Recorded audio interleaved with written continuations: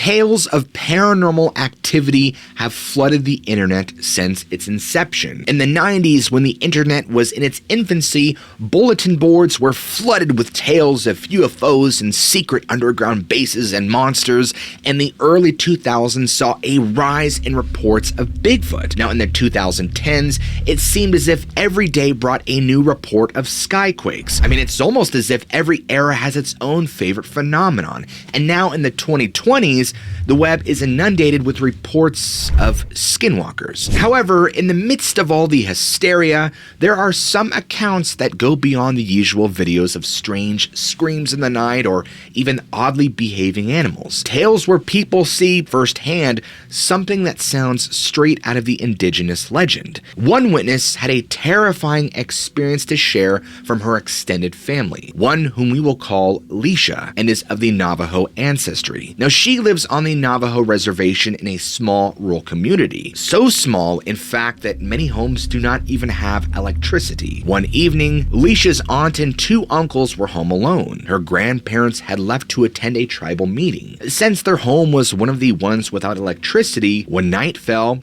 the darkness was complete and total. This meant that there was only about an hour or so to get ready for bed after sunset. Now, sometime during this hour of prep, Leisha's aunt and uncles heard something outside the house. It sounded like somebody was out in the yard moving something really heavy. The oldest of the two uncles glanced out the window, and to his surprise, he saw someone standing alongside the family pickup truck with one of the doors wide open. Now, this was unusual, since their nearest neighbor was miles away. No one would have crossed the desert on foot, yet there was someone rummaging around through the cab of the truck. So Leisha's aunt and uncles were alarmed. One of them took their rifles, and the other stood alongside the door, ready to throw it open. And when they did, the rifle sights fell upon the figure. The trespasser noticed the firearm, but seemed completely unperturbed. Instead, it began steadily walking toward the house. So Leisha's uncle pulled the trigger, scoring a direct hit. The figure pressed on,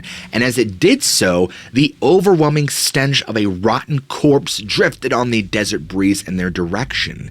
The odor was so overwhelming that it made Leisha's aunt gag. The uncle continued firing at the shadow as it crept closer. Nothing seemed to stop the figure's slow, steady march toward the house, and just then a glimmer of hope appeared. There, across the dust and sand, shone a pair of headlights. Leisha's grandparents were coming home, and she described what had happened next. The figure looked toward the lights and started to move away and tucked itself behind a tree near the house. My oldest uncle ran toward the truck with a gun.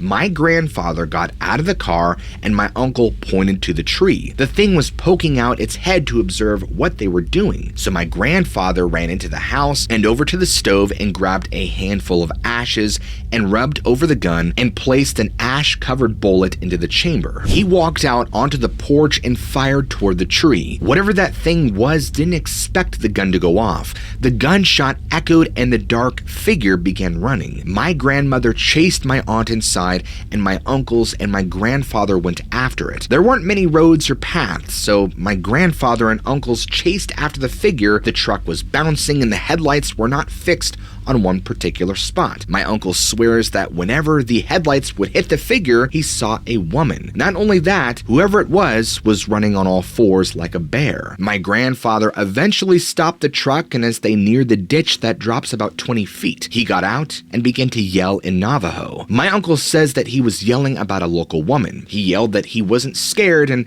that he knew it was her and to leave his family alone. A few days passed, and there was news that the woman that my grandmother was yelling about had passed. I've always been told that if you know who the skinwalker is, say their name. It will kill them. The fact that skinwalkers can be defeated by directly confronting them appears in another story. This one shared by a Navajo man named Joe. Joe also lived on the res, along with his parents and two brothers. Now, according to Joe, one evening, he and his siblings were left alone while their parents went to a tribal feast. Sometime after sunset, he claimed that everyone noticed a commotion coming from the family's dogs outside. Their first instinct was to dismiss the sound, as there was probably just some coyotes out there riling up the dogs. However, sometime in the middle of the night, Joe felt the call of nature, and the only bathroom was an isolated outhouse. For some reason, perhaps he needed to go too, Joe enlisted his brother to accompany him outside. So they grabbed their flashlights and they headed out the door. And within moments,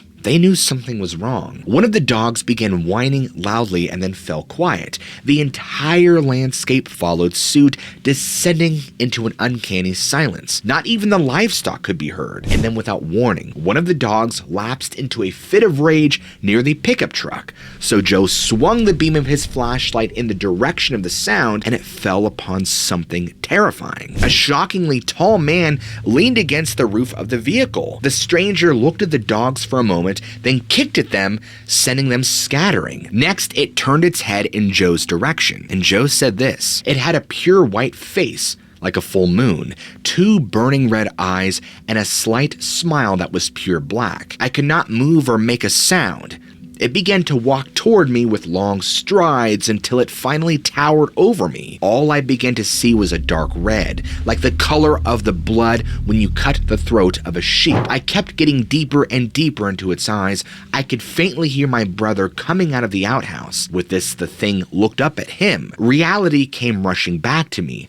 I noticed that my brother was too distracted with his buckle to realize what was going on. I also noticed this thing's long hands hovering just inches from my head. Its skin was black ash, and he smelt like a bloated dead animal in summer. I was still unable to move or speak, and the skinwalker began to move toward my brother. Finally noticing this figure, my brother became paralyzed as I was. Closer and closer it drew, reaching an arm out toward my brother's head, and something finally snapped in me. I became unbearably angry. Joe said that this rage allowed him to break free of the skinwalker's hypnotism. He raised his arms and bared his teeth, channeling the ferocity of a wild animal. The skinwalker growled, which only made Joe angrier. He stood there trying to intimidate the intruder until at last the skinwalker's grin faded. Maybe it smelt what his brother left in the outhouse. Finally, with everything I had,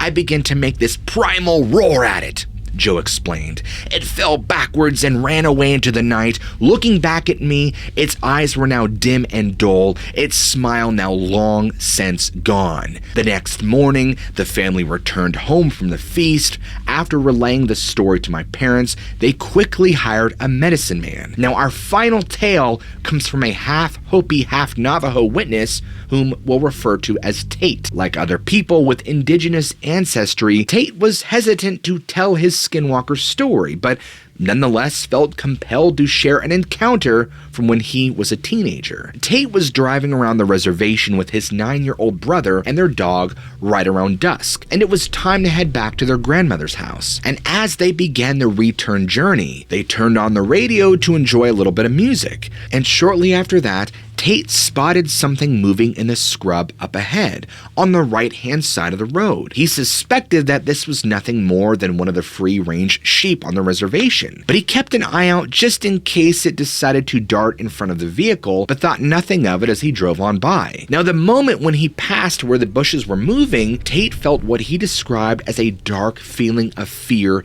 and dread, and he has tried many times to remember exactly what happened next. Disturbingly, he only recalls flashes. He saw something appear in the rearview mirror, very tall, very skinny, covered with some kind of hair or fur. It was running after the vehicle on 2 legs. Tate said that whatever it wasn't a normal human or human at all. His brother began crying. Tate sped up the car, sending it careening over the uneven dirt road. The figure kept drawing nearer, no matter how fast they went. And so he's driving. Tate's brother yells, "It's coming up on your side!" And Tate said that he was so frightened, he simply wanted to die then and there. And Tate finished the story by saying this: "I remember speeding around a bend in the road and seeing a car coming towards us in the opposite direction. At that moment, I felt instant relief and felt that whatever was following us was gone. Shaken up but alive, we made it to Grandma's house,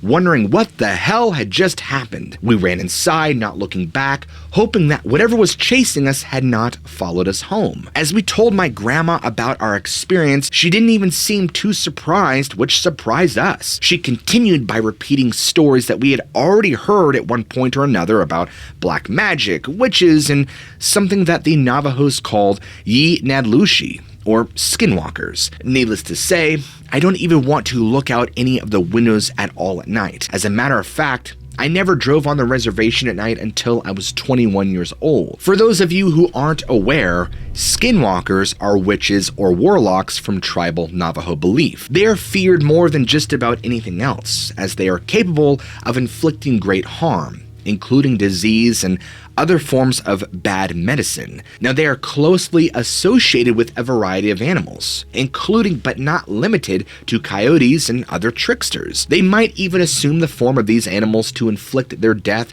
and destruction. Among the cultures that believe in them, skinwalkers and similar witches are rarely spoken of for two primary reasons. Number one, tribespeople often feel that outsiders will not treat the subject with the nuance and respect it deserves. And two, to even mention a skinwalker brings unwanted supernatural attention. This has led to an internet subculture where things are often identified as skinwalkers, despite bearing little to no resemblance to actual Navajo lore. Now, despite the prohibition on sharing details with outsiders, more and more skinwalker tales emerge each year, and with each new story, a terrifying picture emerges. If true, these are not simply spooky campfire stories. They suggest a reality completely at odds with the safety promised by the modern world. You know, an existence where something ancient, active, and truly evil exists, lurking at the fringes of our very perception. More importantly,